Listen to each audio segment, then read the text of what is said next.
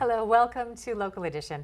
I'm Leslie Leyton. Well, a little more than a year ago, the leaders in the City of Lake Elsinore came up with a plan, a vision, a strategic goal, how they were going to run the city for the betterment of the people living there. With us now is the mayor, who recently checked in with the group to see how they're doing. Welcome, Steve Manos. Hi, Leslie. How you doing? I'm doing great. So Good. you were looking at 7 different components to decide where you were going to go, what your vision was for the city. Tell us about those areas. Well, it was a 4-hour meeting, and from time to time you want to go ahead and check in on your strategic goals to make sure that everything is moving in the right direction.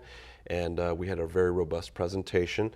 The 7 areas for the city that we focused on were public safety, economic development, transportation, recreation, the city's image, education, and service and organization for the community. So for starters, how do you measure up compared to what you were expecting a year ago? Well, we set benchmarks for each of these specific initiatives, and we just basically went and saw what capital improvement projects got completed, what were underway, what kind of progress had been made in terms of planning or development, funding, and then talked about kind of bigger concepts like the future. What are we going to be looking at in 5 years from now?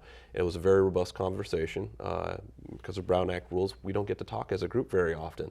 So it was a spectacular conversation, and I do enjoy doing that with my colleagues. What are the key areas when you look at what's happening down the road, is literally down the road, transportation? What's going on in your city and surrounding areas concerning that? So we did a bond financing called TRIP bonds, and what we did was we raised about $7.2 million to repave a great deal of our roads. But we're also looking at funding some key components of the Franklin and Railroad Canyon interchange project.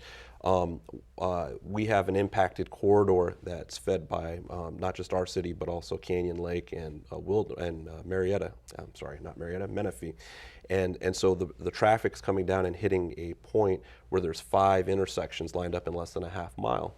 So we're looking at some very innovative efforts to change that, improve that intersection or that interchange, and so we're doing some outreach and talking to people about the options that are on the table. We have 3 of them that hopefully we can go ahead and move forward with. Leisure, at least as important as business. Tell us what's going on in terms of parks and recreation. So we have a really big plan underway for Rosetta Canyon Park, and part of the we've also been looking at our CFDs and taking advantage of lower rates to either provide refunds to people, their property tax bills, or to go ahead and finish and complete projects that builders didn't complete during the downturn. And one of those projects is Rosetta Canyon Park, which is currently a single baseball diamond with some area set aside for a dog park and community garden.